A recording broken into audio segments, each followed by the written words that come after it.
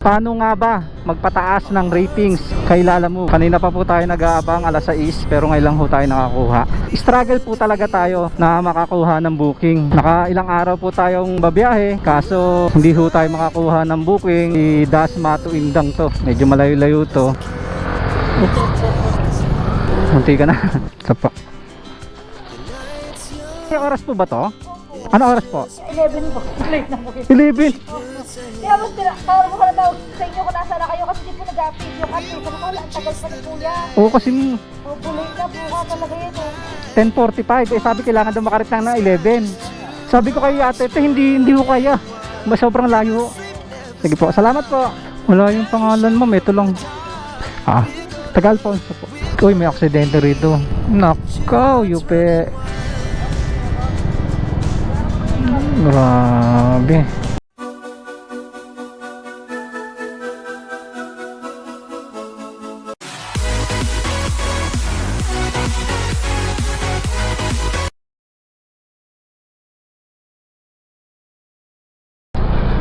Good day mga kabiwan mo to. For today's vlog is Lalamove tayo. Actually papunta na tayo dun sa may ating first booking. Nakakuha na tayo ng ating first booking of the day. Anong oras na? 10:25 na po. Kanina pa po tayo nag-aabang alas 6 pero ngayon lang po tayo nakakuha. Habang pinipick up ko tong aking first order, ang gagawin natin ay pag-uusapan natin yung paano nga ba magpataas ng ratings kay Lalamove. Kasi kung napanood nyo yung nakaraang video ko, struggle po talaga tayo na makakuha ng booking. Nakailang araw po tayong babiyahe kaso hindi po tayo makakuha ng booking. Hindi naman sa hindi tayo makakuha ng booking, is nakakakuha tayo pag yung mga tira-tira na lang at walang mga kumukuha ng ibang rider. Wala tayong nakakasabay na rider na kumukuha dun sa may matching. So hindi tayo makakuha pag may mga kasabay tayo na rider na gusto rin kumuha nung booking na yun. Pero ngayon at least nakachamba tayo at nakakuha tayo ng booking natin. Si Dasma to Indang to. Medyo malayo-layo to pero munti ka na. Pero credit wallet to, hindi siya cash. And sabi ng papagas muna tayo. Bali 6.5 kilometers ang layo natin sa pick up point, and naka-chat ko na rin yung customer natin. Kung nalayuan nga siya, kailangan daw natin may deliver to lunch time kasi mga pagkain daw to, tanghalian daw to nung di ko alam kung sino, pero didiretso natin to. Yun nga no mga kabiwan mo to, nagkakaroon tayo ng struggle sa pagkuha ng booking, kaya ngayon na lang ulit tayo nakabiyahe. Sayang day off pa naman. Panoorin nyo na lang video ko nung nakaraan para makita nyo yung mga hinanayin ko. And nagpa-full tank na tayo para dire-diretso na yung biyahe natin kasi malayo-layo to. Kinuha na rin natin kahit wallet kasi kailangan ko rin ng top up eh. Mga kabiwan mo to, pag-usapan din natin kung ano ba yung nagiging dahilan bakit nahihirapan tayo kumuha ng booking kahit tayo yung pinakamalapit na rider, pero nahihirapan pa rin tayo kumuha ng booking. So masasabi ko na tayo yung pinakamalapit kasi nga yung mga 1 kilometer na booking hindi ko rin makuha. At least ngayon nakakuha tayo. So titignan ko yung note ko kung ano yung pag-uusapan natin. So unang-una mga kabiwan mo to, ang dahilan kung bakit siguro, eto hindi ako sigurado pero siguraduhin natin. Hindi, ito talaga yung nagiging cause kung bakit nahihirapan tayo kumuha ng booking sa account ko. So sa experience ko po yun is cancel booking syempre. Dapat is hindi po tayo magka-cancel ng booking natin. Hanggat maaari, wag na wag po tayo magka-cancel ng booking natin. Malaking epekto po to sa ating account. Salamat!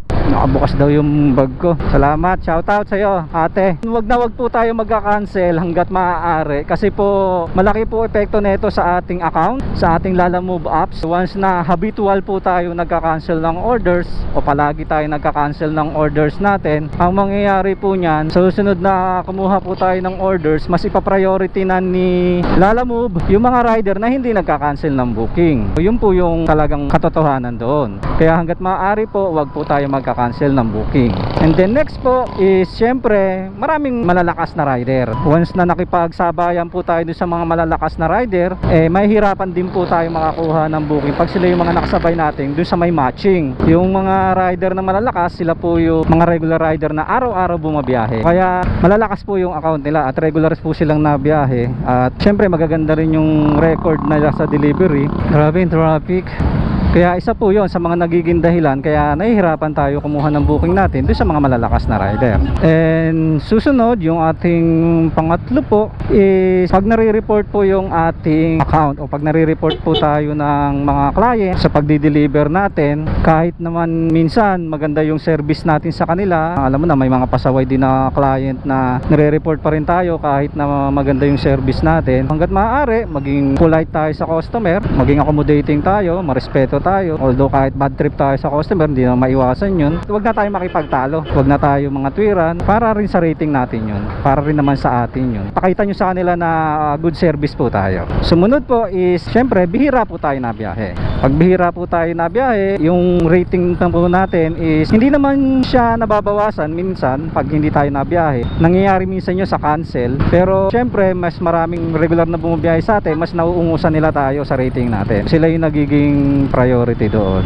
pagka bihira tayo na biyahe. And then ngayon, pag-uusapan na natin kung paano natin papataasin ang rating natin, yung diskarte na pwede natin gawin para mapataas ang booking natin. Unang-una sa lahat, kailangan po natin kumuha ng maraming booking, as in marami po talaga, kasi hindi ko po alam kung gaano kadami, pero kailangan po natin maging consistent sa pagkuha ng mga booking para mapataas po natin ang ating ratings kay Lalamove. Mas marami, mas maganda po. Pangalawa, kadugtong po nun, para po tayo makakuha ng maraming booking is mas i-priority nyo po yung mga short ride, yung mga 5 kilometers lang po, mga halagang 50 pesos, although lugi tayo pero wala po tayo magagawa kasi kailangan natin kumuha ng maraming booking. So hindi po natin makukuha yun, hindi natin ma-achieve yung pagka mga long ride ang kinukuha natin, and then matagal po tayong makakuha ng another susunod na booking. Hindi katulad pag short ride is malapitan lang po, drop, pick up drop lang tayo, pick up drop lang po ang mangyayari sa atin. So sa maiksing oras, makakarami po tayo ng booking natin, mas mataas o mas mabilis yung chance ay makapagpaangat po tayo ng ating ratings. Sumunod po is syempre kailangan po natin maging polite sa customer, kailangan natin ng good service po para hindi po tayo gaya niyan mai-report nga po ng mga customer sa pagdi-deliver natin. Sabi ko nga kanina, nagiging cost po ang pagre-report ng customer dahil service din po natin, although kahit na minsan ayos naman yung service natin is nai-report pa rin tayo. Panatilihin lang natin maayos yung ating serbisyo para hindi po tayo mai-report ng customer. Tapos sumunod, yun nga, cancel. Isa sa mga big factor po yan, yung pagka-cancel po ng booking. Huwag po tayo magka-cancel ng booking kahit po anong mangyari. Kung kinakailangan po, kahit lugi po tayo, once na nakuha nyo na po yan, wag nyo na pong kakancelin kasi po malaki po epekto po niyan sa mga account natin. Ayun mga Kabiwan Moto, tinatawagan na tayo ng pick up natin kasi sabi ko nga malayo yung pick up natin, pero pinaliwanag ko naman sa customer na malayo po yung pick up natin. Kaya sabi naman niya okay lang, pero sana umabot po tong delivery natin kasi hinihintay nila to dun. Update ko na lang kayo mga Kabiwan Moto pagka nandun na tayo. Nagmamadali po kasi yung customer natin. Hello ma'am. Hello po. Ma'am, nandito na po ako sa gate. Sa gate na po. Sige po. Apo. Sensya na po. Anong pangalan niyo ma'am? Okay po. Okay. Iwan ka na lang. Sige, salamat. Saan ba to? Diretso lang, no? Okay, salamat boss. Ayun, dito tayo sa Orchard kumuha ng booking natin. Tinawagan na tayo ng customer din sa gate kasi nga kailangan to ng lunch time. Walanganin to. Ang daming pasikot-sikot dito mga Kabiwan mo to. O nga ito na yata. Malaking bahay na to. Ito pa. Picturean ko lang ma'am ha. Okay na po. Ma'am, may oras po ba to? Opo. Ano oras po? 11 po. Late na po yun. 11. Opo. Kaya mas tawag ko na tawag sa inyo kung nasa na kayo kasi di po nag-update yung update. Sabi ko, wala, ang tagal pa ni kuya. Oo kasi Opo, late na po ka talaga yan eh. sige ma'am, didiretso ko na po. Okay, diretso na po. Apa. Sensya na ma'am, layo ko kasi. Salamat po. Isang oras biyahe ma'am. Ito. Wala pong kumukuha ng booking nyo? Hindi po, yung kayo po yung walang kumuha. Pagka ano ko, nakakuha nyo na po agad eh. Okay po, salamat. Diretso na lang. Diretso ko na lang ma'am. Diyan lang po ako. Sige po, salamat. Pagkaano ma'am, pa-rate na lang po ako. Okay, salamat. Tawagan na lang po yung number nung receiver. Sige ma'am. Pakisabi na rin ma'am, on the way na ako. Salamat. Ayun mga kabiwan moto, on the way na tayo. So babiyahe tayo ng 36 kilometers. Medyo malayo to mga kabiwan moto. 285 to mga kabiwan moto. At para sa akin okay na rin, 30, 150. Okay, panalo tayo dito sa booking na to. Paid by Lala po to. Ibig sabihin sa wallet po natin papasok to. And minamadali tayo ng customer. Dediretso natin to mga kabiwan moto. Unang-una pagkain to. Dapat po 11 daw po nandoon na. Pero late siguro yung booking nila, kaya no choice tayo. Hindi naman natin to pwedeng dali ng 11 doon, napaka-imposible. 10:52 na po, alas 12 pa po ang dating nito doon. Aware naman sila doon, magdadagdag na lang daw si ma'am. So panalo tong booking natin na to. So dito tayo lalabas, kukunin natin ang ating ID. Doon tayo pinapadaan pero hindi pwede kasi nandito yung ID natin. So bali abutin tayo mga kabiwan moto ng alas 12, possible alas 12 nandoon tayo. Depende sa traffic yun mga kabiwan moto ha. Boss ID boss, Lalamove po. Balik tayo din sa ating topic. Kung nakita nyo kanina o kung narinig nyo kanina is every time na kukuha kayo ng booking, alamin nyo po kung sino po ang nag-book, and then after nyo po malaman kung sino po yung nag-book, at magpaparate po kayo. Yun po, importante po yun, magparate po kayo. Kaya kailangan po natin na good service po tayo kasi kailangan po natin magparate sa mga CS. So yun lang naman yun. Yun po yung mga dapat natin gawin at iwasan para tumaas ang ating ratings. Ganun ang gagawin natin. Pero dahil nakakuha tayo ng long ride, kukunin natin syempre kasi kanina pa po talaga ako kumukuha ng long ride alas 6, and then ngayon lang ho ako na sinuwerte. Tingin ko may dahilan bakit natin nakakuha to. Actually maganda yung pair niya, kaya diniretso natin. Samahan nyo na lang din po ako sa ating pag-deliver. Medyo malayo-layo po to, nasa 34 kilometers po to in total. So babiyahe tayo ng 1 oras at 4 na minuto. So balikan ko kayo pag nandoon na tayo o pag malapit na tayo dun sa ating drop off. So ngayon magpo-focus muna tayo ng pagdadrive natin dahil kailangan natin ito ma-deliver.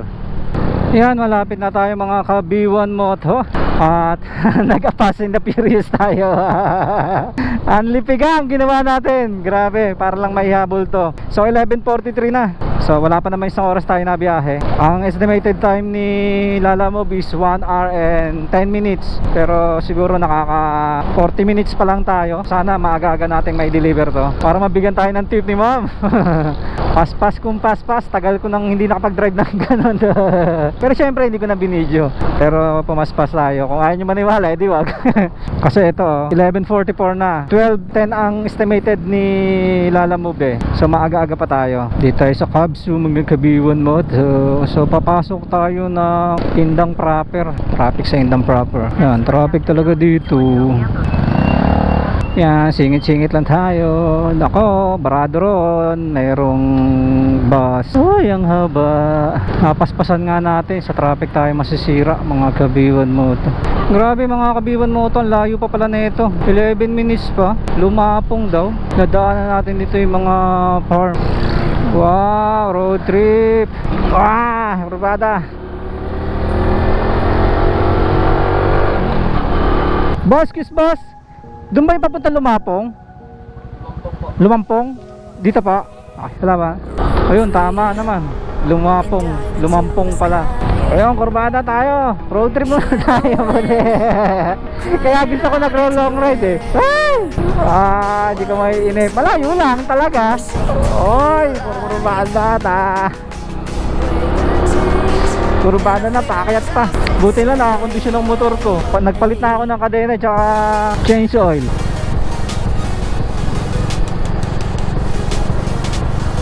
Uy, kurbada ano.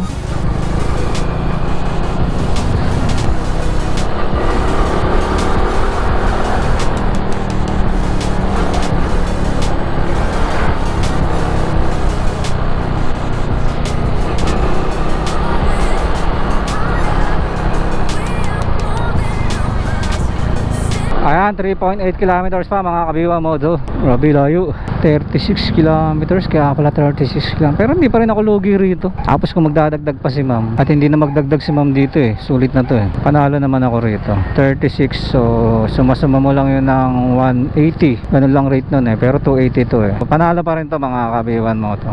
Tapos pagka nakuha natin to, nakuha niya na yung ating gas.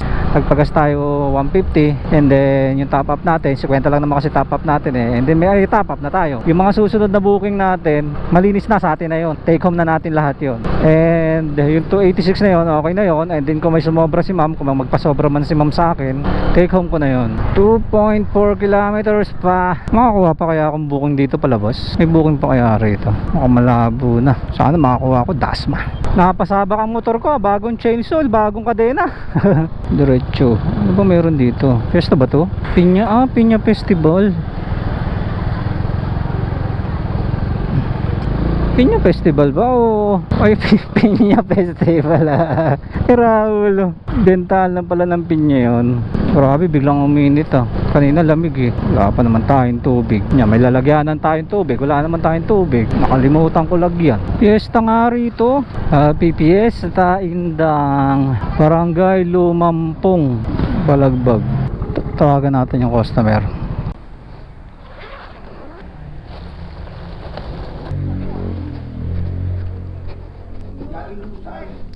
Eto po sir. Ayan ako natapon yata sa bawah. Natapon nga yata ako. Ang layo ho pala. Malayo. Ang layo. Binuko sa akin. Nakuha ko po doon is 10:45. Sabi kailangan daw makarit ng 11. Sabi ko kay ate, hindi ko kaya. Sobrang layo. Sige po. Salamat po. Picturean dyan. Pipicturean ko na lang po yung ano. Para ano. Kasi wala akong signal. Kuya, banggas mo. Ay, thank you sir Thank you po. Picturean ko sir. Kasi wala signal Saka ba uwi? Dasma pa po, taga Dasma po. Fiesta ho ba rito? Wala akong signal. Sir, dito na po ako. Salamat po. Thank you po.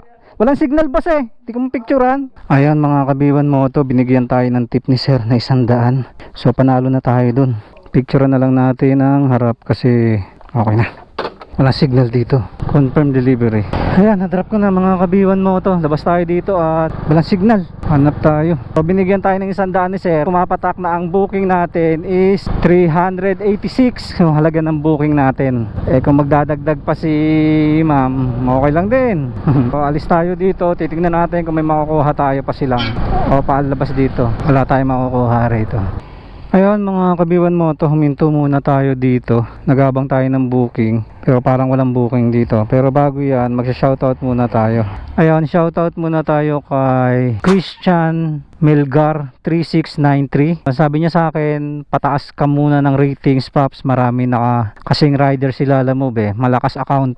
Ayun ang sabi niya sa akin. And then si paring Jason Jimenez, so shoutout ko ulit yung kumpare ko. Magsawa ka pre sa pag-shoutout ko sa iyo. Tsaka si Roderick Arandid. Ayan, nagpapaturo siya ng idol, turuan nyo akong maglalamove. Ayan. Tapos ayun, shoutout tayo kay Suki. Shoutout idol. Yan. Ang sabi niya shoutout sa idol, taga Dasmal lang din daw siya. Napapanood kita. Sabi niya sa akin, taga Dasma lang din ako, idol. Nung napanood kita, di na ako lumuluwas ng Manila, Cavite area na lang din ang route ko. Kaya naman, kumikita sideline habang nag-aaral. Tamang diskarte lang kailangan at pasensya. Ride safe, idol. More video. Yon. Si Suki 1738. Tsaka si Owen Santos, sabi niya, idol. Ayun, tungkol naman to sa scam booking, sabi niya. So shoutout sa'yo, Owen Santos. Tapos kay Ray Santos, yung pa-shoutout, bro. Lalamove din from Quezon City. Yon, maraming salamat Paps. Maraming sa suporta ninyo. Ayan, indang to indang, sana makuha natin 3 kilometers. Ayun, di natin nakuha. Ayan, no. Don't give up, keep trying. Ayan. So yun mga kabiwan mo to, meron tayong nakausap dito na rider. Ratings niya is excellent. Sabi niya sa akin, yun nga ang problema, dapat daw magpataas ako ng rating ko. Ang gawin ko daw, malapitan lang muna yung mga halagang 54, yung mga tinatawag natin na gurame. Yun daw yung munang priority ko para pagkakasaan ako mapunta. Kaya pag holiday makakasabay ako. Kaya habang naghihintay tayo ng booking mga kabiwan mo to, balikan ko kaya at magcha-charge lang tayo ng GoPro natin. Ayan mga kabiwan mo to, may na-pick up na tayo. Bali indang to indang lang to, malapit lang to, 4.8 kilometers lang yung pick up natin. Although malayo pa rin, pero ang drop nito indang lang din. So kinuha na natin kasi para makalabas tayo rito kasi medyo liblib doon. Baka mamaya doon sa town proper yon, at least doon medyo mas madali makakuha ng booking at may signal. Dito kasi halos wala ng signal. Tignan nyo naman yung daan dito. Ay no, mabuhay. Mga kabihon mo to, may nakausap akong rider nga pala kanina ron. Excellence daw yung ratings niya. Ang ginawa niya daw is puro malalapitan lang kinuha niya para magpaparate siya ng magpaparate dun sa may customer. Para mas mabilis daw yung rating niya. Hindi katulad daw kasi pag malayuan, matagal daw yung madagdagan. Pero pag yung malapitan daw tapos nire-rate ka pa ng customer, mabilis daw madagdag. Kaya ganun yung discarding gagawin natin next time. So nagkataon lang na may long ride tayo ngayon, nakuha natin. So hindi ko rin naasahan na makukuha ko tong booking na to doon sa last drop off natin. Tapos bali ito na yung pangalawang booking natin. Yan mga kabiwan mo to. Di na tayo sa pick up. Sir. Ito lang sir. Turong ko lang sir. Okay na po. Doon ang bayad nito sir no? Doon na. Salamat po. Na pick up na natin. Para lang tayong nag-grab nito. Para tayo nag-grab. Bali 5 minutes mga kabiwan mo to and 1.7 kilometers. Actually 1.8 kilometers simula dun sa pick up point. At malapit lang to. Kinuha lang natin itong booking na to. Yun nga dahil para makalabas lang tayo dito. Ayan, na-deliver na natin mga kabiwan mo to. Drop na lang natin to. Thank you po sir. Ayan mga kabiwan mo to, nakakuha tayo ng ating pangatlong booking or kilometers ang layo natin dito sa may pinagtambayan natin. Di papunta siyang Tagaytay. Doon na tayo gagabi sa Tagaytay nito. Sana ma-double booking natin. Yun nga mga kabiwan mo to, alanganin talaga yung account natin. Kasi ang hirap na hirap po ako makakuha ng booking. Siguro maganda talaga nito is magpalakas muna ako ng account sa malalapit para pag nag long ride ako, hindi na ako mahirapan. Kasi ang tagal ko naghihintay. Ganun na lang siguro gagawin natin next time na babiyahe tayo. Pero syempre pag may long ride pa rin tayo, di ba? Matigas ang ulo natin eh. Hindi, sayang din naman kasi yung mga long ride eh. Baka sakali lang naman tayo eh. Opo, kasi naman po. Ganyan din kinuha eh. Sige po. Picture ko lang ma'am. 118 lang ma'am. Okay na po to? Salamat po. Ayun mga kabiwan mo to. Ito lang yung pipikrin natin. Coat. Wala nang magiging problema dito. Bali ang fare natin dito mga kabiwan mo to 118 lang. Pero binigyan tayo ng 150. So yun, may tip na naman tayo mga kabiwan mo to. And salamat doon sa mga client natin na nagbibigay ng tip. Maraming salamat. And malaking tulong po sa amin yan. Doon sa mga nakakaintindi sa mga rider. Yan, dito natin ilagay. Ayan, okay na yan. Titignan natin kung masasabayan natin to mga kabiwan mo to. Kaso napakatumal ng booking dito. Tsaka grabe yung account ko. Hirap na hirap kumuha ng booking. Pero diretso na natin to kasi gagabi na rin ang ako eh. Pinapauwi na ako ng anak ko. Mga kabiwan mo to, ang fare nito is 118 pero binigyan tayo ng 150 ni client. Babiyahe tayo ng 29 minutes at ang distance nito is 15 kilometers simula rito sa Indang papuntang Tagaytay. Pangatlong booking pa lang natin to mga kabiwan mo to at lumabas tayo ng 11. 4 na, 4:06 na. Nasa 5 hours na tayo bumabiyahe mga kabiwan mo to. Nakakatatlong booking pa lang tayo. Okay naman yung flow kanina. Natatagalan lang tayo kasi mga kabiwan mo to may mga booking tayong hindi makuha. Yun ang nagiging problema natin. Bahala na. Mukhang inarkila nung pick up to. Tapos susoli na siguro to. Excuse po. Tao po. Ma'am, pinapadala dito? Wait lang po. Galing Alfonso yan ma'am eh. Wala yung pangalan ma'am. Ito lang. Taga Alfonso po. Salamat po. Ayun, okay na. Deliver na natin. Deliver na natin ang ating pangatlong booking. So tambay muna tayo saglit dito. Papahinga lang ako. Pagod na ako eh. Nasa Tagaytay na tayo. Wala tayong makuha dito sa Tagaytay. Pero malamig. At parang uulan dito. Maghihintay na lang tayo ng booking on the way. Pababa ng Dasma. Kung walang makuha, okay lang. Pauwi na rin naman ako. Kailangan ko na kasi umuwi. Kasi pinapauwi na ako ng mga anak ko.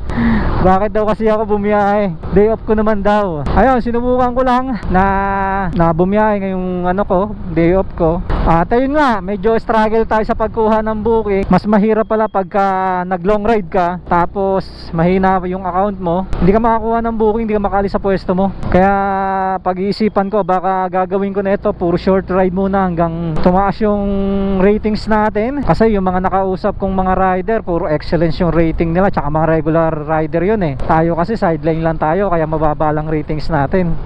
Nahihirapan tayo makipagsabayan kahit magpa-taas lang tayo ng konting-konti lang. Para pagdating dito sa mga gantong long ride, hindi tayo hirap talaga tayo sa pagkuha ng booking eh. Okay na rin yun, at least naka-3 booking tayo. Maganda naman yung rate ng mga booking natin. Tapos lahat may tip. Hindi na masama. Ayun nga lang, parang break even lang tayo. Kumita naman tayo kahit maliit lang. Uy, may aksidente rito. Nakaw, yupe. Grabe. Grabe yun. May nakita akong dasma. Kausyoso ko kasi dun sa ano eh. Ayan, mga kabiwan mo to. Ang dami nang lumabas. Hindi ako makakuha kahit isa. Dito muna tayo tambay. Kailangan natin makakuha ng booking. Sayang. Uwi na talaga tayo. Kung may makuha man tayong booking is hindi na natin may document yon kasi palobat na rin ang GoPro natin. Medyo hirap nga tayo kumuha ng booking. Mas mahirap pa lalo na nasa malayo tayong lugar. Siguro ang pinakamaganda is magpalakas muna tayo ng booking o kaya puro short ride muna kukunin natin para kung sakaling hindi tayo makakuha ng booking, hindi malayo yung uuwian natin. Kasi dito isipin mo nasa Tagaytay ako. Ang daming lumabas na booking dito sa Tagaytay pero wala akong makakuha. Nahihirapan ako kumuha ng mga booking dito. Kasi dito sa Tagaytay malalakas din talaga account ng mga rider dito. And yung mga nakausap ko naman na rider is ganun din yung mga sinasabi nila na yun nga, may meron akong nakausap kanina, ang rate niya is excellence. Kaya mabilis silang makakuha ng booking, lalo na yung nakasabay ko kanina sa may Indang. So wala tayong laban. Yun ang pinaka maganda. And doon sa mga nagko-comment sa last video ko, magpalakas daw muna ako ng account ko o magpataas muna ako ng ratings ko. And yung 3 booking naman natin ngayong araw na to, lahat sila nirate naman ako ng 5 star. So maraming salamat sa kanila. And bigay sila ng tips sa akin. Lamig dito sa Tagaytay. Kahit break even lang yung kinita natin ngayong araw na to is okay lang. Ganun talaga, bawi tayo next time. At least meron na tayong top up. Nasa 300 na yung top up natin dahil nakakuha tayo ng Lala wallet. Pumasok yung sa cash wallet natin, yung kaninang delivery natin ng 200 plus. Siguro mga kabiwan mo to, sa susunod na vlog natin is puro short ride naman. Magta-try tayo ng short ride. Although hindi talaga tayo kumukuha ng short ride, pero gagawin natin yon para tumaas lang ang ratings natin. Kahit alam natin lugi, tira lang na tira yung mga gurami. Kunin na natin yon kahit di tayo kumita. Marami naman tayong top up sa ngayon eh. Kung nakaabot kayo sa dulo ng ating video, please don't forget to like, share, comment, and subscribe. So hanggang dito na lang mga ka-B1 Moto. Pray before you ride. Ride safe. God bless. B1 Moto out. Woo! Ganda. Bye-bye.